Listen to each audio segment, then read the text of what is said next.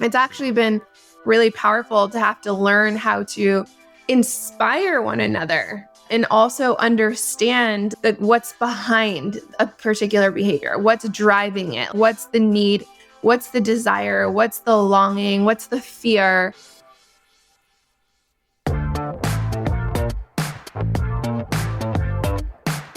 Hello and welcome to the BBXX podcast. Let's get intimate. I'm your host, Sasha Laurie, and I'm here to bring you content, conversations, insights, perspectives, and lessons learned that will bring you closer to a deeper appreciation for and relationship with yourself.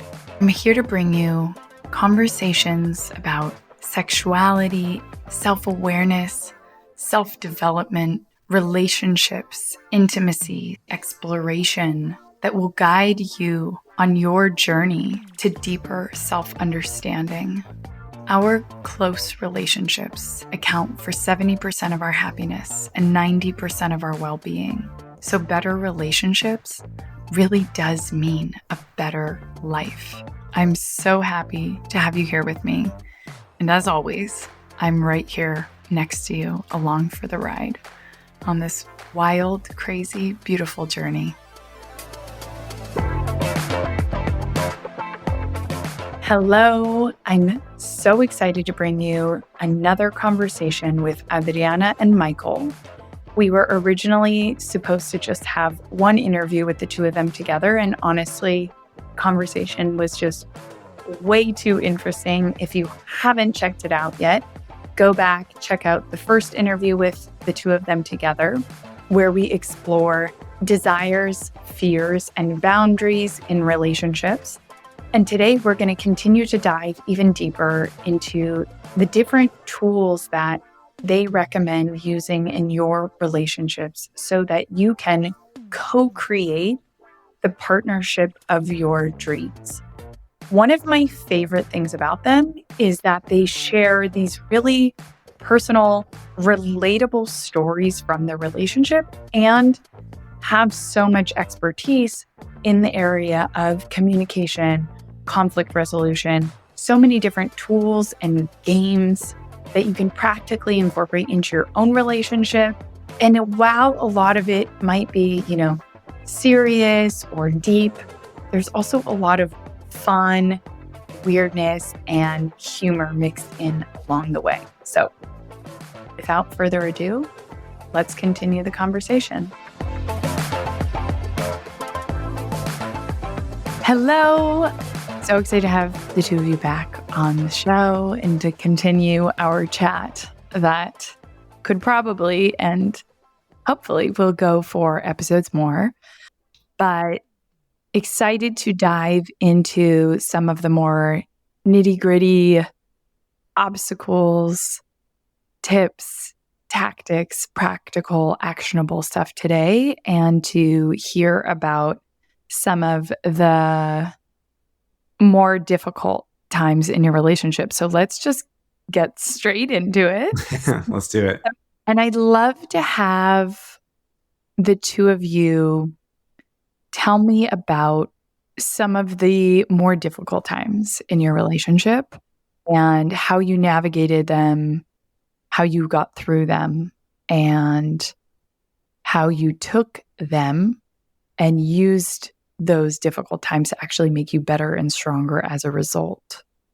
For me, what comes up is I think we had to really figure out what monogamy meant to us as a couple. And that was really interesting. Michael and complex and painful, really painful at different points. And I, prior to being with Michael, had only ever been in monogamous relationships that pretty much fell under, I would say, a pretty conventional idea of what monogamy is. And then Michael and I met, and at the time, Michael was openly seeing multiple women and hadn't really been in a monogamous relationship in quite a while. And so just the choice to be with one person was a pretty big shift, and also comes with pretty unconventional ideas and philosophies of life in general. And that definitely came into our partnership. And I think for a while now, and even till this day, at first it was very clunky. And so at first it felt really challenging. I think now we're at overall a very good place with it.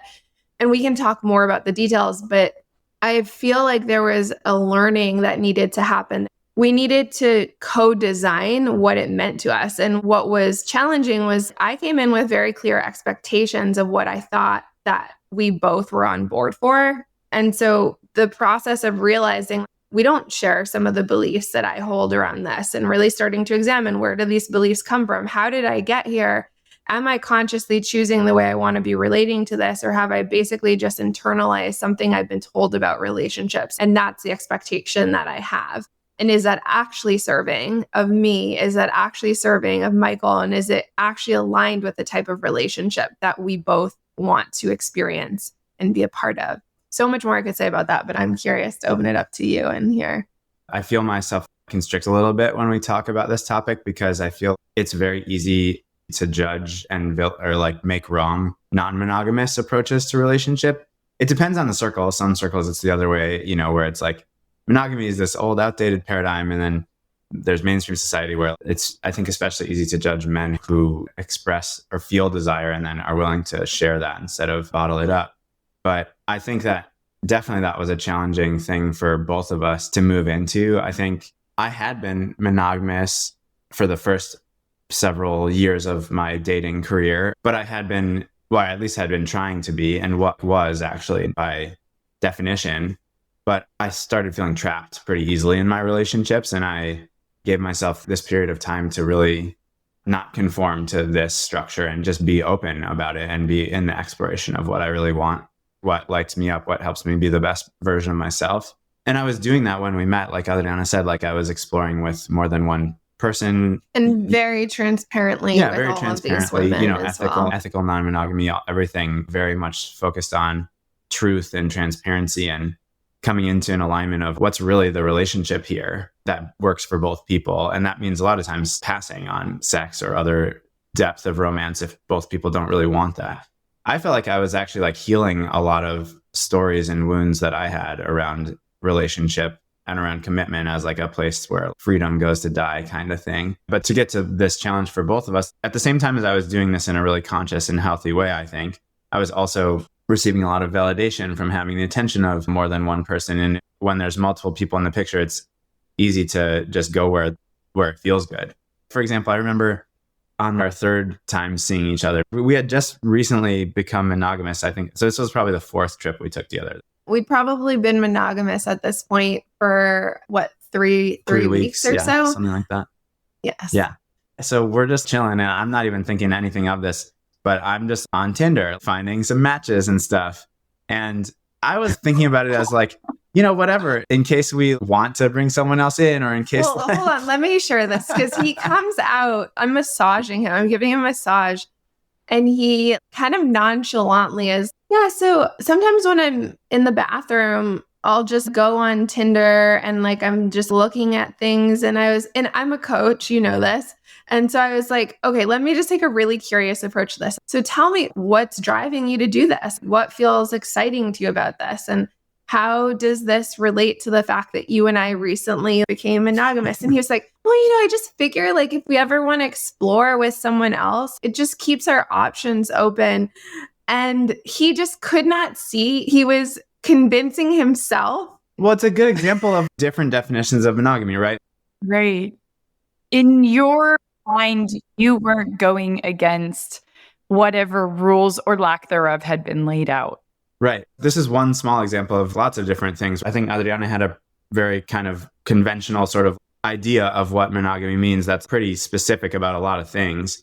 And that was a lot different than what I had, having been like, well, I'm just going to be super creative about what relationship means and build it with the person from scratch, basically, right? Those are very different approaches to like figuring out how we want to be together. Ish, though, because you also were doing a lot of these things unconsciously, too. It's not like you were like, hey, we should have a conversation about this. That was part of the learning for us, was that we realized these things started to happen where it's like, oh, we're seeing this really differently. So that kind of led us to be like, okay, we need to actually have some conversations to really understand, what does this mean to each of us? What are we actually saying yes to?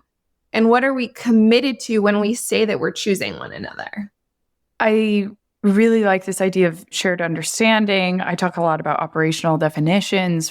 I want to rewind to this moment where Michael comes out of the bathroom and Adriana, you made this choice. You said to yourself, okay, I'm just going to approach this from curiosity. And now looking back, right, you guys can say, yeah, in that moment, Michael really didn't think in any way that he was doing something malicious or going against any contracts that had been set out. Or you can see so clearly where the disconnect was and why it happened, and clearly have long since overcome this. But in that moment where he walks out of the bathroom and he says this to you, I think a lot of people listening are going to be like, I would flip the fuck out, right? Or like at best, not react necessarily in the way that you did. How do you make that choice in the moment? What were the different versions of you and your reaction that were popping up? And to use this as an example for whatever it is that comes up for any one of us when we're put into this situation where it's easy to go from 0 to 100 and actually maybe miss out on some of the lessons. The way you handled it is so hard, but it also sounds like it got you guys to a deeper place of understanding that allowed for this huge lesson that has been invaluable throughout the whole course of your relationship, and frankly could have escalated quickly into something that perhaps could have ended the relationship right there. I just want to say, like, there have been other times, this happened to be like a very mild trigger for me. There have been other experiences where something similar has played out and it has hit me harder. And I have not been able to respond as gracefully as I have. And so that just feels important to say. Yes. Thank you for sharing that. I really appreciate that. Plenty of those moments. I think what was in this instance, there was something really humorous about the situation because he brought it up so nonchalantly. And I could tell that there was like, it wasn't like you went in his phone, you found it. Yeah. He brought it up in such a way that it was clear where the level of awareness or lack thereof was. Yeah, he was transparent, which was very helpful without me needing to pry information out of him. So that was really helpful. Also, there was a way in which I could see almost, I felt in some ways I was interacting with like the teenager in him that really just wanted the validation and loved lust and loved desire. And I was just like, it didn't feel particularly threatening. Like I did feel a part of myself initially when he brought it forward. I felt a small part of myself contract. But I also recognized that we were still learning each other. I mean, I know Michael a lot now, 4 years into our relationship. We know each other so much more than we did at this stage in the relationship. And in order to really stay connected, it was important for me to bring curiosity in order to actually understand what the drive was for him. So that was really my biggest motivation, was to say, where is this coming from? What is he actually longing for? What is he needing? Because if I can understand that, then I can understand how we as a partnership can create that in the relationship in a way that feels aligned for both of us. Yeah, I mean, we had been talking about this openly about how I had been not monogamous. We were being monogamous, being open about the different challenges that we were facing along the way. So like when this moment came up, we were able to just talk about it. It wasn't like Adriana didn't move into like judgment and escalation. I didn't move into like contraction and defensiveness either, because we were cultivating a relationship where we could show up however we really were. And we were interested in what each other's real authentic experience was and is. And I still think that we do that in our relationship most of the time. And I think our relationship is definitely at its best when we're doing that, because I think what can so often happen in conflict is like once one person starts making the other person's behaviors wrong, like actually morally wrong or worse, once someone starts playing the right and wrong game, it can really quickly escalate to both sides being defensive and pulling back. So I think that's a big part of it too. This would actually be a really interesting place to go, because we were realizing that some of the places where conflict has not resolved quickly in our partnership is where one of us has taken a moralistic stance and almost unconsciously kind of minimize someone's character in ways that actually can lead to like guilt or can lead to so many other things that we can talk about. But there's one thing that I wanted to go back to saying about that particular instance that I think was actually really useful in terms of not leading to the defensiveness is that, to be clear, I was not interested in Michael being on Tinder. That was not something that I was available for or open to in terms of where we were. And rather than being like, I can't believe you would do that. How dare you? You conniving, whatever. Some of the questions I asked included things like, how do you feel like the decision to do that or putting your energy into Tinder is going to support us in deepening our relationship? And I asked a series of questions that actually led him to realize that that actually wasn't where he wanted to put his energy. And I could have just been like, that's not cool. I don't want you doing that. But it's a very different energy to have him actually come to the realization himself. It's not in service to the relationship right now for me to be engaging in this behavior. And so, I mean, I'd be curious to hear you speak to that, but I felt like that shifted the energy of how the conversation could have gone. I mean, I'm terrible with people telling me what to do. We both are. So it's definitely always a matter of helping me see that it's actually more aligned to act in a certain way than it is to restrict me from doing things, because that just doesn't work for me.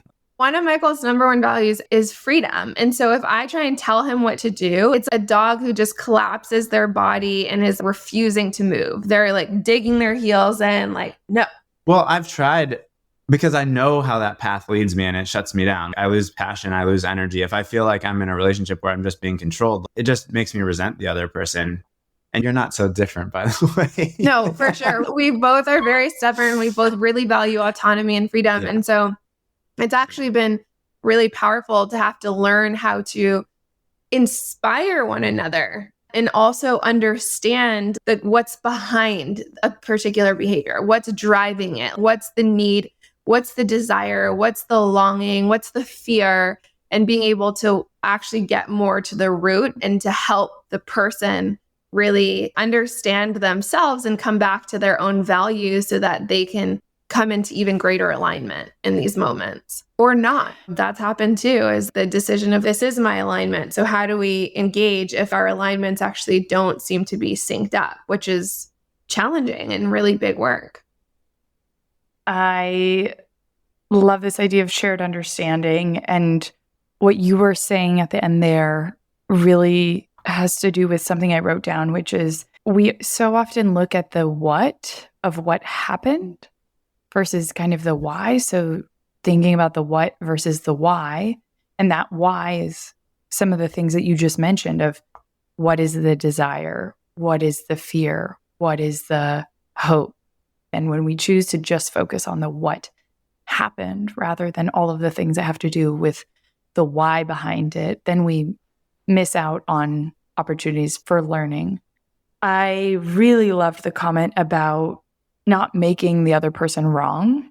And in terms of helping people figure out how they can have sort of fruitful conflict like this, how much of it would you say is done outside of that moment, right? Shared understanding, clarifying boundaries, desires, fears, boundaries, all of that. And how much of it is kind of in the moment? And what is it that people can do outside of that moment and then in the moment to try and get to the point where they're able to have conflict in a healthy way? We actually get comments from a lot of couple friends that they love when we get in conflict. Like, we're both pretty willing to just go there in front of, obviously we're on a podcast doing that, but just in general. So we get that comment a lot. Wow, you two are great at fighting. And it's kind of funny, but it's actually, I think, a superpower of ours that actually started from the beginning. And I think a ton of it has to do with outside of that moment. Personally, that's how I see it. I think that in those moments, if there's not the groundwork outside of those moments, then it's extremely difficult. And we can talk, I know last time we mentioned about the primal sound or the ways of bringing humor or just physiological release in the moment. But I think outside of the moment, conflicts come to a head in certain moments when there are just different understandings or perspectives or energies or whatever in different people. Adriana has this energy of integrity and really being very committed, wanting agreements to be upheld to the T, which is beautiful. I have this value of flow and really adaptability and really wanting to like go with what's happening in the moment. Those are each amazing qualities that make us, each of us, who we are. But what can happen is in moments, those can quite obviously come into conflicts because I might want to do something differently than what we had previously talked about based on what's happening. And that can lead to a disagreement and conflict. So those moments are like where those two things come to a head. But if we can ahead of time talk about that and honor one another, if I can really recognize how amazing it is to be with a partner who has such deep integrity, who, when she says something, I can trust it 1,000% and all that. That's such an amazing quality. And if she can recognize that my spontaneity and playfulness and flow and attunement to the moment are such a gift to help bring her into the moment, and we can actually talk about that when we're not triggered and actually recognize that there's these different ways of being that make us so dynamic together and make our relationship great, then when those moments come up, we have this appreciation and shared understanding so that if we start to go down the trigger path, maybe we want to hash it out and be in the conflict, that's fine. But we're still holding this overall recognition that we're better together or that this is who the other person is. And I think that's just one example of outside of the moments of conflict. It's maybe not preventing the conflict, but it's actually setting up for the conflict to happen in a productive way rather than a destructive way. So I really think taking the time to be aware of the differences that people have. And instead of, I think many couples avoid talking about the things that seem hard or seem different because we don't want to feel like we don't work, we're not compatible, or we don't want to feel like, there's something wrong with our relationship. But in avoiding it, we make it all shadowy and it comes out and surprises us. Whereas if we create the space to talk about these things ahead of time, then when that happens, we can hold it in a much more productive way. Part of what I'm hearing and what you're saying is those things, those understandings actually help give the benefit of the doubt and be generous with one another when we're able to show up in that way. And I think the more that individuals who are in an intimate relationship with one another know one another, like vulnerably know one another, have taken the time to really understand the root of different triggers that exist in our lives, right? Different fears that we have or different needs that one another have, then in the moment when conflict arises, it becomes a lot easier to actually see what's behind. So for example, if anyone's more moody in the relationship, it's me. It's just part of my work in the world. Like, I think you and I talked about this maybe a little bit, Sasha, but like, I'm like feeling grief and anger, and every now and then Michael will just get really grumpy. And I call him, first of all, his grumpiness has a name. I call him Mr. G for Mr. Grump. And so I'll be like, oh, hi, Mr. G. And the thing is, it's pretty consistently when I would say like 80% of the times when Mr. G is present, it's because Michael isn't feeling as connected to me as he wants to. And so I can either get poked by his grumpiness and like go into my own grumpiness or get reactive to it. Or in the moments and when I'm able to be like, oh, sweetheart, are you needing some attention? Like, do we need to carve out some time for us to go and play in the bedroom? Or do we need to sync up? Let me drop in deep presence with you and just make sure that you really feel my love right now.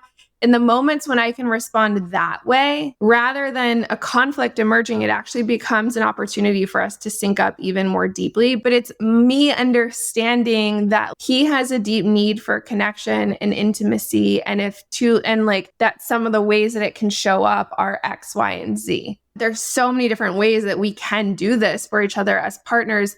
But if we don't take the time to really understand what someone's deeper needs, fears, and longings are, how people act up or their behaviors come out sideways when they're not having those things met, then it's really easy to just get triggered and go into for things to escalate quickly. Right. And so seeing that it's almost not irrelevant, but of little importance how things start and almost the why, but it's the reaction and the ability to dissolve rather than escalate, because as soon as it starts to escalate, then it can spiral out. And that's the real problem, is the reaction to it, not necessarily the behavior or the feeling or the action or whatever it is. In most cases, absolutely. Yeah. Michael, when you said your guys' ability to be able to carve out space for shared understanding, and this question is for both of you, obviously, again, trying to get us practical as possible, what does that look like? What are some of the questions? Adriana, you mentioned one of Michael's number one values is freedom. And so I was curious, is that something that you just know about him, or rather you guys have sat down and talked about what your values are? Well, so to get to the practical application of creating space. So actually, this is a perfect time to ask, because this weekend we're doing what we call M&A weekends, which is for Michael and Adriana weekends, where we set everything else aside for a weekend and just have space together. And we always go into that intentionally. So like we've actually been connecting this week and recognizing that it's been a little while since we've had enough space to Adriana was sharing that she wasn't feeling as emotionally connected lately. So we were like, oh, we haven't done an M&A weekend for too long, so let's do that. So it's not a rigid format, but we always start by checking in about what would be the most meaningful for us to connect about this weekend. And right now, I know part of it is we're both undergoing a bit of a transition where we're focusing more on intimacy and relationships for our work together. And there's other things that are just changing in our lives. So I know one of the things we really want to get into is getting creative about what are the most important things to us now. One other thing about creating the space is that people change. We're 4 years in. We were just talking about how we both feel like recently is when we both feel like we're officially in the long-term relationship. And obviously, I'm sure that's relevant. I'm sure in 10 years and 20 years, we'll think back and think this is not that long of a term relationship. But we're out of the honeymoon phase and we're in a different chapter. And we have each grown as individuals. The relationship has evolved. And yet, in some ways, I think we're still seeing each other and seeing the relationship through lenses that are outdated. So one of these things with these weekends is to really connect in the present moment and to like ask what's most important to us now? What are we yearning for the most in our relationship? What feels like areas where we're really rocking it together? What feels like areas that actually really could use some work? Those types of questions about essentially like what's going well and what could be better, but also just going with where that takes us. And also like, what do we need to clear? Anything sticky that we actually need to take the time to clear in order to feel more emotionally and physically connected to one another. Yeah, these weekends are always a bit of a journey. Actually, at the start, usually I clearing. Cry for the first few hours. There's some crying for hours. I don't know about that. But there's For the first few days, I'm just sobbing. Well, knowing Adriana, that can't happen. I am a crier. But usually in a good way. Usually the tears are a sign of things going really well, actually. Yeah. But anyway, there's a period of time where we kind of just need to like sync up and like whatever has accumulated in the relationship that has gone unaddressed, or some resentments that one of us might be holding, or something that happened that we didn't get to fully work through or something. Feels like that kind of is the first block of time. Maybe it's an hour, maybe it's 3 hours, maybe it's really short, depending. And then after that is usually when we open up to them more like, okay, well, where do we want to go from here? But it's really important to have space to like sync up first and clear whatever's in the way. And then from there to get to those questions of how do we create the lives we want together.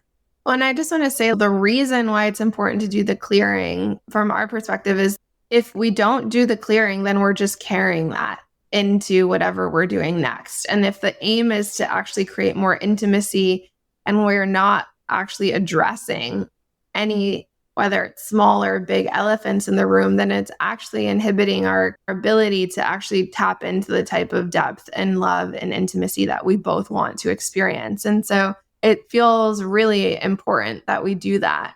I've kind of been thinking of this as we've been talking as bringing to the table a conflict resolution toolkit where people can practice some of these things, try them out. Maybe the first time it's one night, right? Not a weekend, but taking some of these things and putting them into action. And so I really love this idea of the practical examples that you're giving. Maybe one morning, because I think one thing we've found is that the evenings are the worst times to have these conversations because it's so important to be fresh and full of energy. Otherwise, they can actually get worse. So we actually have a rule where if it's after 10, I think it's after 9. After 9, whatever. After 8 even. But after 9, we just cut it and talk about it in the morning. Because for us anyway, we're not night owls. We have less brain power at that time. That's also important. Right. That reminds me of the expression of don't go to bed angry. And there's been a lot of mixed thought about that because also if you let things sit, sometimes they get worse, but also sometimes they just disappear. Sometimes you can be really upset about something and 2 minutes later, let alone 2 hours later, 2 weeks later, it just doesn't matter at all or is almost laughable. So perfect. Mornings, good to know. One thing I did want to mention is that the weekend and establishing up front kind of what the purpose of it is and what the goals are really sounds like a shared understanding, even for the creation process of the shared understanding. And again, the why behind it. Because some of these questions, which were what's not going well, right? If somebody were just to bring it up without context, can easily lead to conflict or could escalate. But when it's brought up through the lens and with the why is to deepen our connection, to resolve this, to get on the same page, then all of a sudden it lands totally differently when there's that alignment on the why. And the same thing on the surface can register totally differently. So, Michael, when you said that actually tears usually mean things are going well, because otherwise Adriana could break down into tears, you could panic, it could escalate, but actually you have that sense and that knowing that it's going well. So your reaction is totally different as a result.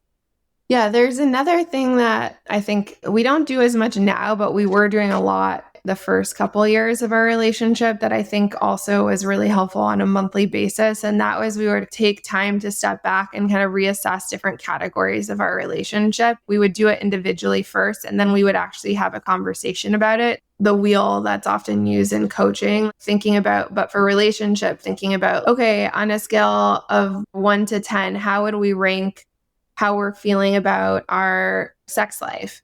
How would we rank how we're feeling about our finances, about our home, about our social life, about our personal growth and development, about our spiritual connection with one another? And we basically decided what are the things that are important for us as a partnership to be checking in about, because they could be different for different partnerships. But that was a really great way to kind of see, how are we feeling? How are we still in love? Are we still choosing each other? And if we're underneath an 8 in any of these categories, it's like, I mean, if we're not at a 10 even, what's needed to move us towards this space together? Because we want to be living at a 10 in every single one of these areas. We're not going for a mediocre relationship. We're going for an extraordinary relationship. And so like taking the time to slow down and check in is really essential. And even going back to these weekends that Michael was talking about, something that for both, whether it's the wheel conversation or whether it's the weekend, it does require of us that we take the time to actually reflect ahead of time. And I think a mistake a lot of people can make is they're like, okay, yeah, let's talk about our relationship. And no one has taken the time to think about it. And so it's like people are much less likely to be able to articulate skillfully in a way that's like kind, loving, but truthful, and or aren't actually able to tap into the subtleties of things that could be better. I mean, when we've been really busy, sometimes it's taken me a couple months to realize, oh, there's this subtle resentment or this subtle contraction that I've been feeling in the relationship. But because I hadn't given myself the time to actually like be like, what is this? What's here? Then I couldn't even vocalize it to him. And so I think that's really important when it comes to these types of conversations and this preparation work as well. Something that just came up for me is this metaphor with psychedelics, how it's all about set and setting, as they say, right? You can take a psychedelic and have a horrible experience. It's all about the set and setting. And it seems the same way with these conversations. If you have the right set and setting, they can be so powerful. If they come up as a surprise, or if you haven't equipped yourself correctly or haven't laid out guidelines or gotten on the same page with the why, then it can easily go wrong. But when you set yourself up for success with the set and setting, it's really the key to deeper connection. And how much of it has to do with having things spoken. It sounds like you guys don't leave much room for assumptions in the relationship. And probably a lot of relationships operate. There was a smile there. Well, I have a story. I'm sure they're still made. But I heard something interesting the other day where somebody was talking about sex and like, have you ever asked your partner what they actually like? And I'm sure most people who have been in a long-term relationship would say like, of course, I know what turns my partner on, because I'm sure you do. And have you ever actually asked them? And how much more could there potentially be to the story, or things that you don't know, or things that they don't even know because maybe they've never been asked? And so this art of having things be known and spoken and of course, it's limitless and we're always changing too. So the answer to certain questions might change, but it does seem a lot of it is taking the things and the feelings and the assumptions we have within us and trying to put it in this kind of shared space between us. And through that comes the connection through that space and the energy and the clarity. 100%. I think we're smiling because we do that really intentionally, like really try to get everything out. There's a story actually about another time that we experienced conflict that I think is a pivotal moment for us in that area. So, and this actually happened during an M&A weekend, but a while ago. But another really challenging conflict we had near the start was that Adriana had been in a long-term kind of off and on relationship with a previous partner. And there was still some codependency stuff there. And the way that that came out really scared me and got me really triggered and kind of, just scared that she was still in love with this other person or that there was something that was like in the way of us fully being able to have the relationship we want. And we were fighting about it a lot, and it was really challenging for us for a couple months. And I remember we had one M&A weekend where we had been just kind of in a tough spot together. And the first day or so of it, we went out to the park, we went on a walk, which is always nice sometimes to get out in the sunshine too. And we just were really vulnerable about what we were experiencing about it. And it came forward that there were some things that Adriana was feeling, and you can obviously add to the story, but feeling or thinking that she didn't feel safe to share with me because she in the past had felt if she spoke her whole truth, she'd get punished, like the other person would pull back or she'd get punished for it in some way. And I realized that, and I was really clear that I wanted the whole truth, even if it was going to hurt. I just wanted to know because it was so much worse for me to be like trying to think about what was going on than just actually knowing what was going on. So through saying that consistently, she decided to share the truth of the situation with me, which was way less bad, way less scary or whatever for me than I thought it would be, and was just, a lot less of a big deal than I had been making it. But the thing that I really want to share is in that moment when she shared that, it was still a hard thing to hear, but I was more focused on the fact that she told the truth than on the fact that that particular truth hurt. I remember this story. This came up in our conversation. Oh, did it? Okay. It might have. I don't remember what came up. It might have been a different one, but I think it came up in our one-on-one. Yeah, not exactly. The podcast. Yes. Yeah. Yes.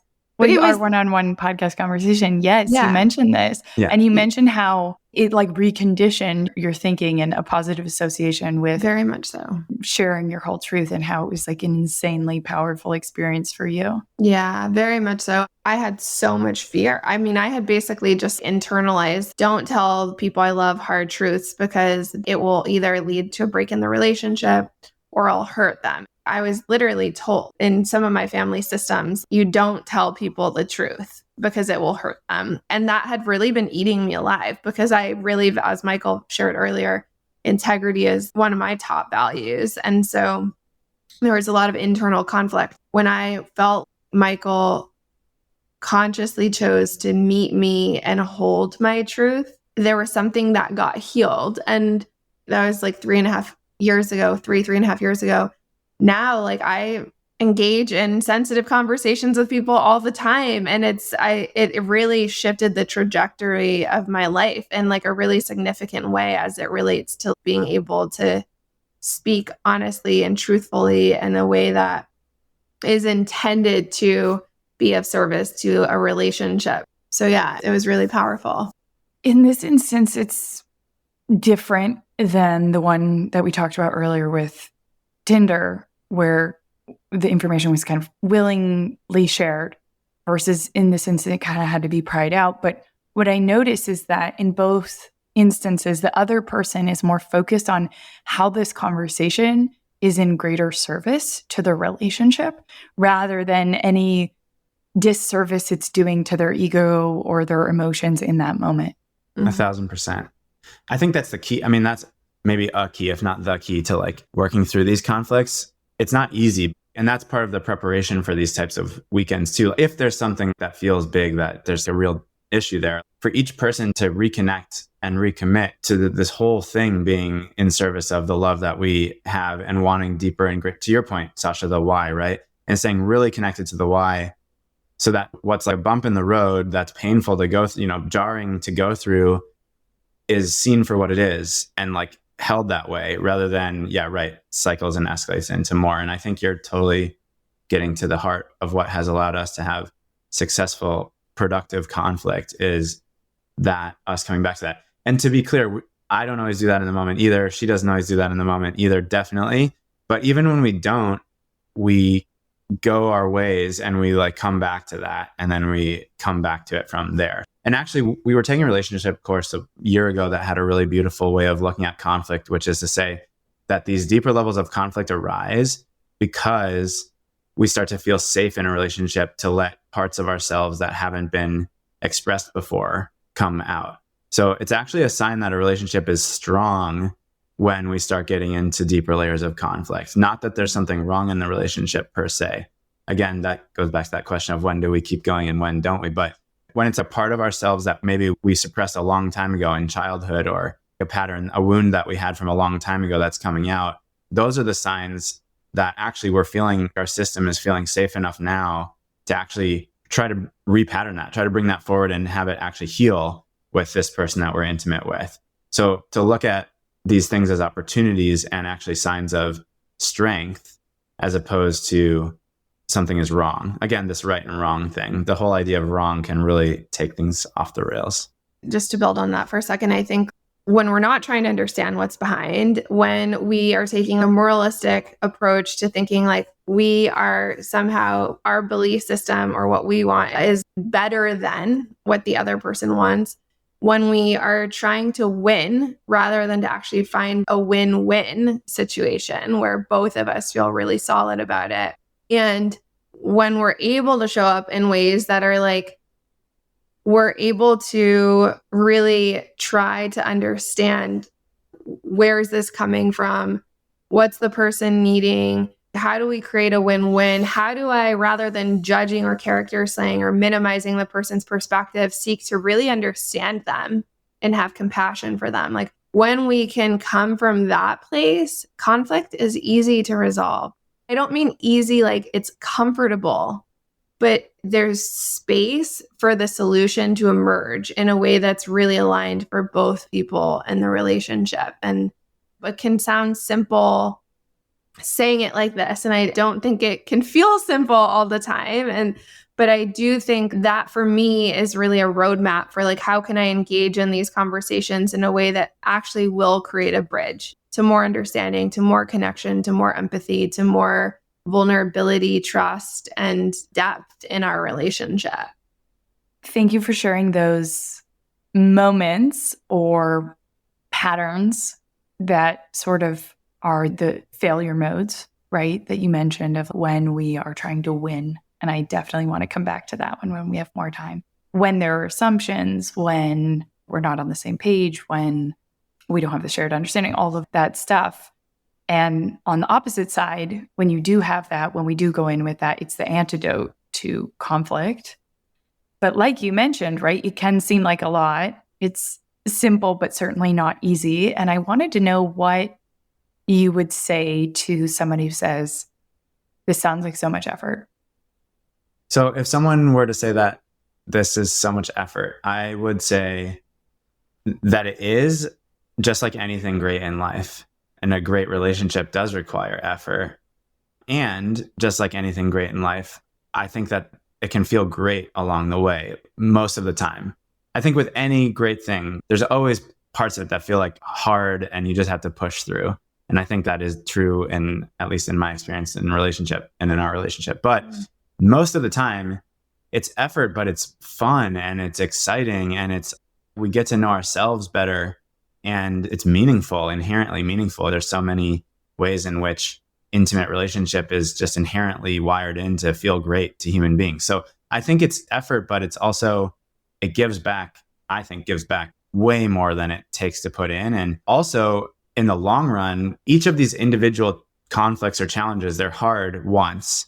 But then if we can really just put in the effort it needs once, 100% of it, it's done basically.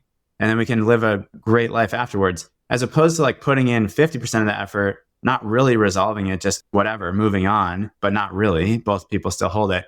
Then it's always a pain in the ass. Why not address it at the root cause and clear it up so that from then on, it's really the energy is free and we can have a loving relationship.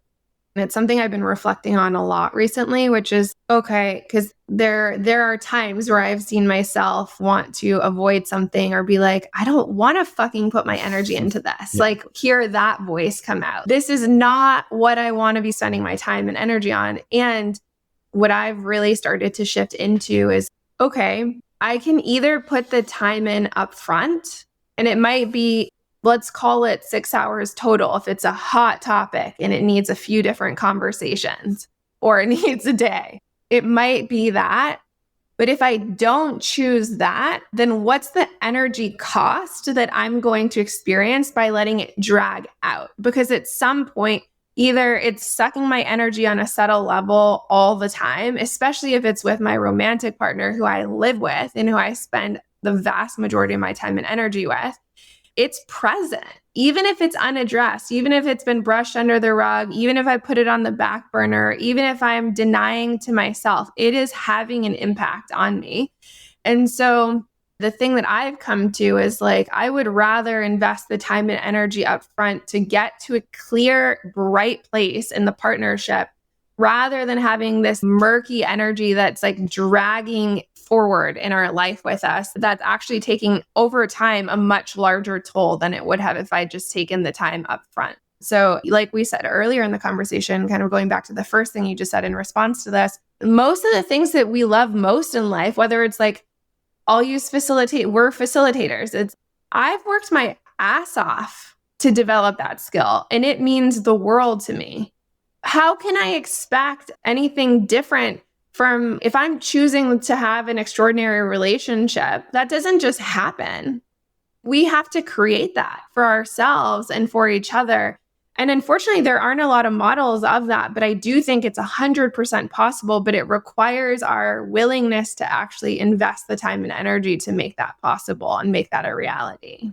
The last thing, one more thing to add on this, just to keep building, because I think most people know the feeling of when you first meet someone and you're just falling in love and you're just, everything is exciting, right? The first month or 2 months or whatever it is. How many times during that are you like, it's too much energy?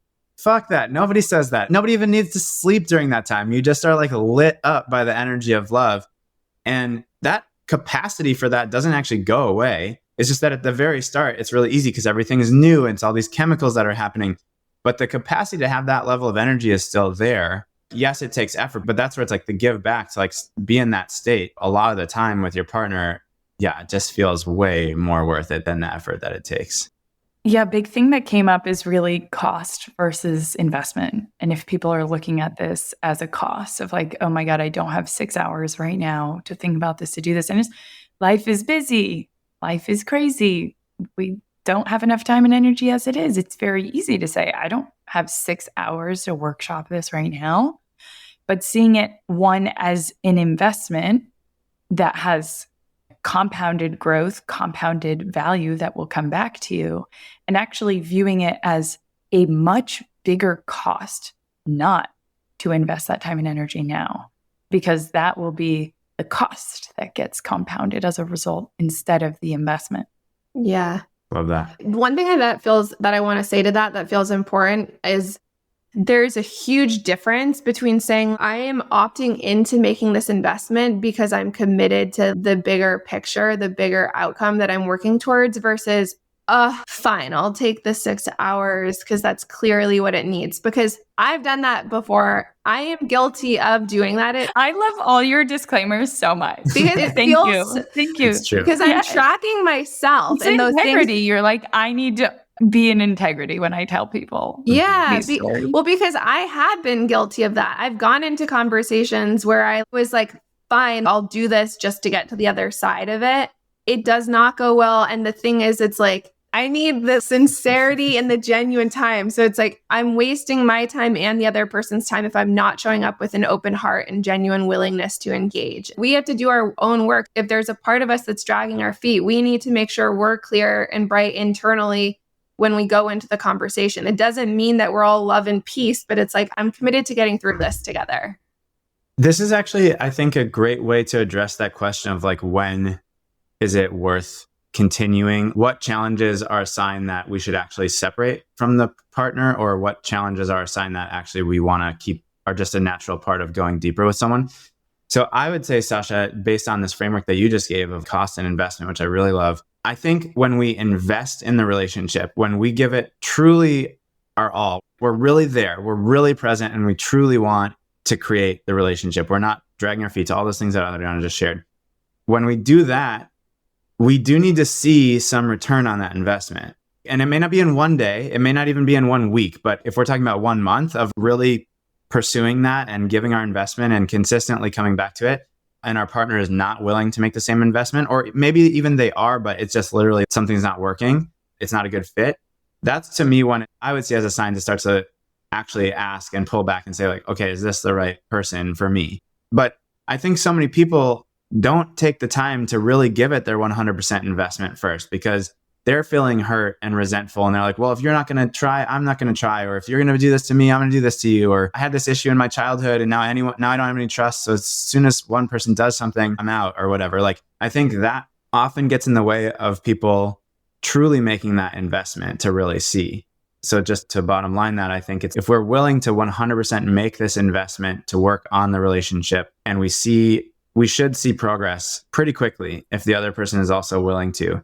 And if we're not seeing that progress, that's to me where it's a sign to say, okay, is there something else? And it may not mean the relationship needs to end. Maybe there's professional help that's needed, a therapist or someone else who can help work through something. But yeah, I think that's how I might approach that question to circle back. Another thing that came up while you were talking to that metaphor, if we were to just really go deep on this metaphor, is that with investment, you can make a one-time big investment up front, and it actually might really pay off later on. And you can kind of go all in on one thing. Another strategy is investing little by little, consistently, maybe even diversifying your portfolio. And what happens, right, if we make this big investment and then soon after there's volatility in the market, then we're really going to feel it. Versus when we're making consistent investments, it's not going to be as volatile. We're not going to feel those valleys as much. And because we know that we're going to continue to be consistent, continue to invest, we're also not as worried in terms of going into catastrophizing the outcome and jumping to those conclusions. It builds that trust with ourselves. I think it was your and I's conversation, Michael, where we talked about trust and confidence, right? So if we have that trust that we will figure it out, we are learning, we are growing, can look at that learning curve or that investment curve. And it might not be where we thought it would be or hope, but we can see it's going in the right direction and have that trust in ourselves. Not only that we're on the right path, but also that even when newer, maybe more difficult things come our way, we will be able to figure it out and work together to do so. Absolutely. In our experience, the ongoing investment, so in the health of the relationship, in the passion of the relationship, in the like deep connection of it, and the proactivity. The word that keeps coming to me in this is like proactivity versus reactivity. Like when we're at our best, we're very proactive. We're talking about things before they become full-blown conflict. We're dreaming into what we want in our relationship. We're really making the space to create together, create our lives together. And when we're not at our best, usually is when we're reacting to something. We're reacting and escalating. So I think that's like, if there was one thing about a stance towards relationship, and the weekends fall on this, right? Like we don't wait till we have some terrible thing to schedule a weekend. Sure, if there's a big conflict, we will, but the best way to do it is proactively once a month, once a quarter, whatever you have, put those on the calendar so that it doesn't take it until it's really hard, but you're able to consistently make those investments along the way. That's what we've found works the best for us. Well, thank you so much for sharing all these tools that kind of helping people create and build their own toolkit for an extraordinary relationship.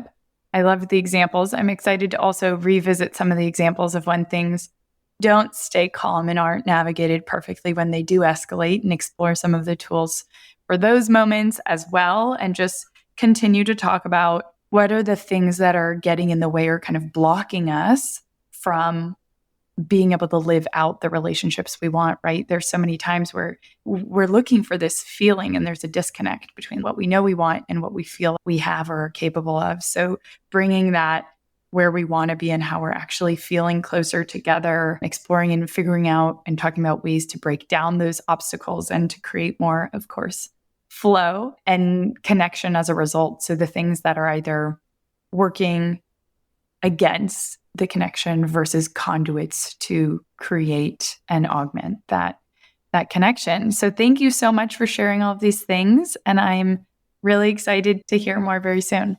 Thank you for taking the time. Yeah, thanks, Sasha. It's always a blast getting to be on these calls with you. We get to learn a lot more about ourselves too. It's great. The perfect example, everybody who just wants to this could be an example of what to add into your toolkit. Definitely. Having somebody interview you about the relationship. That's a great idea. Thank you so much to each and every one of you for tuning in to listen to our show. If you like what you learned and you know someone who might also like listening, please do share this podcast. You can also feel free to reach out to us anytime if you'd like to submit questions, requests for experts to have on the show, or if you'd like to share your positive feedback or constructive criticism. We'd love to hear what you think. It's the only way we can learn and grow along with you. Be sure to check out our website, follow us on Instagram at bbxx.world, and subscribe to the book club newsletter, where we send out even more resources to help you dive even deeper to the topics that we bring to you on the show. Once again, we encourage you to take what we discuss on this show and apply it in your everyday life. Because remember, better relationships equals better life.